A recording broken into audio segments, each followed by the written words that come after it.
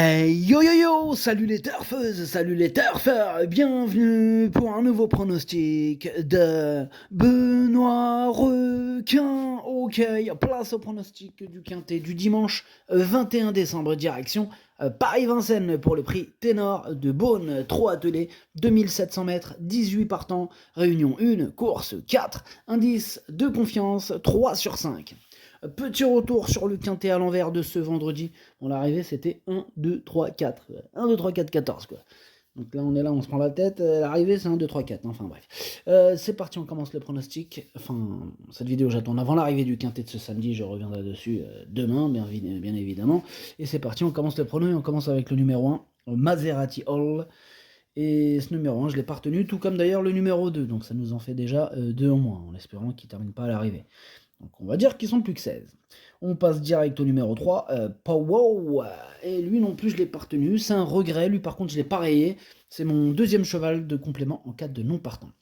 On enchaîne avec le numéro 4 et le numéro 5.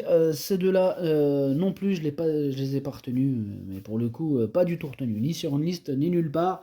Voilà, j'en ai préféré d'autres. On passe au numéro 6 et au numéro 7. Ces deux-là, ils sont sur ma liste des possibles troubles faits. Le 6 est à l'arrière et le 7 est au milieu de celle-ci. On passe au numéro 8. Canto Avis, lui, je ne l'ai pas retenu non plus. Donc on passe au numéro 9, Xar, et ce numéro 9, c'est lui mon gros regret, c'est lui mon cheval de complément en cas de non partant. Attention possible, cassage en vue. Ok, c'est parti, on passe maintenant aux choses sérieuses, hein, puisque là on a écarté pas mal de chevaux, on va commencer le prono. Le numéro 10, King Opera, et on va écouter William Bijon.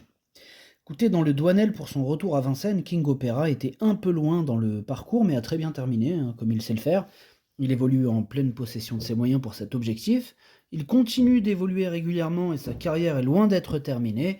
Il est bien ferré et évolue ainsi. C'est un petit désavantage face à ses rivaux, mais lui est à l'aise ainsi. Il doit répéter. Merci William Bijon. Il doit répéter, nous dit William. En tout cas, ce numéro 10, moi, il me plaît beaucoup. Je l'ai gardé dans mon prono à la 6ème place. Attention à lui. On passe au numéro 11, Immortal Doc, et on écoute Madame Mathilda Bergstrom. Immortal Doc a très bien évolué, il est meilleur que l'hiver dernier, il possède tenue et vitesse, il l'a montré cet été en Suède en remportant le Grand Prix d'Abilly et a confirmé cet hiver. Le départ volté reste le point sombre pour lui, on a procédé à quelques changements, il devrait être mieux. Paul Ploquin ne peut le driver, mais avec Jean-Michel Bazir, on peut avoir confiance, il est capable de gagner. Confiance, ouais, compliqué d'avoir confiance. Fermer les yeux comme ça, aveuglément, lui accorder la confiance, ça va être compliqué. Non, voilà. Moi, ce qui me fait peur, effectivement, c'est le départ volté. Donc, je le garde, je me couvre un peu, mais en toute fin de combinaison. On passe au numéro 12, Epic Chronos, et on écoute Anders Malmro. Epic Chronos était trop léger pour son retour en France dans le Bretagne et s'est trompé. Comme prévu initialement, il est retourné en Suède et a gagné de bonne manière la semaine passée. Cette course lui a fait le plus grand bien. Il est arrivé mercredi à Grosbois et a travaillé jeudi avec Daniel. Il était parfait. On lui laisse défaire léger devant. Il est capable de gagner. C'est son objectif. C'est une course visée, c'est son objectif.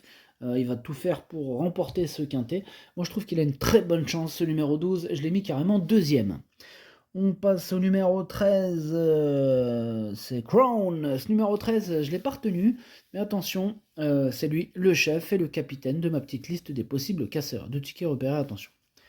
On passe au numéro 14, exécutive EK, et on écoute Alessandro Manfredi. Bonjour Alessandro.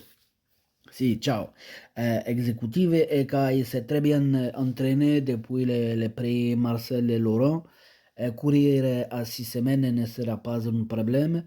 Il a travaillé fort à l'écurie pour cette course. Il va se présenter davantage près cette fois. Il avait bien couru dans les Baldigal sur un parcours de Tounou. Aucun problème pour lui. La course est magnifique et exigeante, mais il fera de son mieux et doit disputer les premières places. Il doit disputer les premières places, nous dit Alessandro Manfredi. En tout cas, ce numéro 14, je le vois bien disputer l'arrivée. Pas spécialement les premières places, après tout est possible, hein, ça sera une question de parcours. Moi je l'ai gardé plutôt en bout de combinaison. On passe au numéro 15, Keep Going, et on écoute Mathieu Mottier. Keep Going a bénéficié d'un bon déroulement de course dans le prix du Bourbonnais et a obtenu son billet pour l'Amérique, hein, sans avoir une course éprouvante. Il se présente de façon rapprochée, mais il avait gagné le prix Jockey en se présentant également à 2 semaines d'intervalle, hein. Comme d'autres, il a les moyens de s'imposer, mais il devra encore bénéficier d'un bon parcours.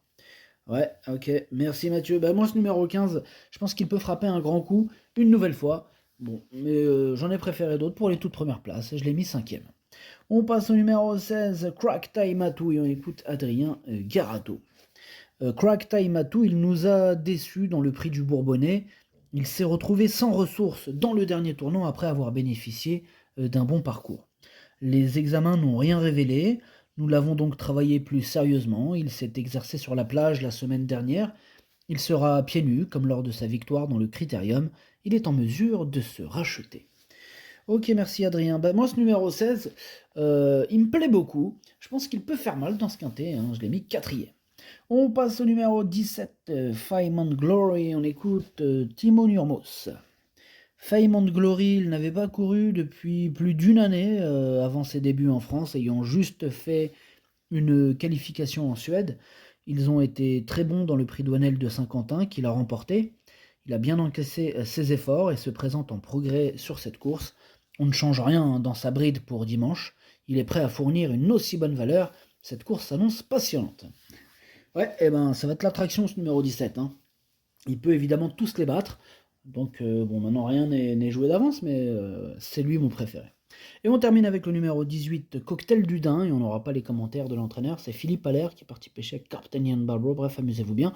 Ce numéro 18, lui aussi fait partie de mes préférés, je le vois bien batailler pour les toutes premières places, je l'ai mis sur le podium, je l'ai mis 3e.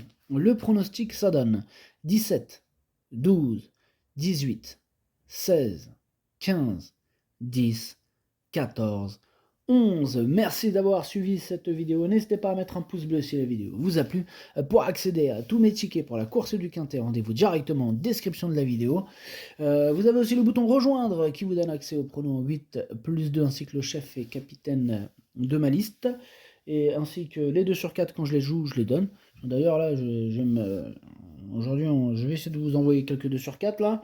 On va voir ce qu'on peut choper là-dedans. Enfin bref, à jouer avec modération. Bonne chance, chopez-le-moi. Ciao.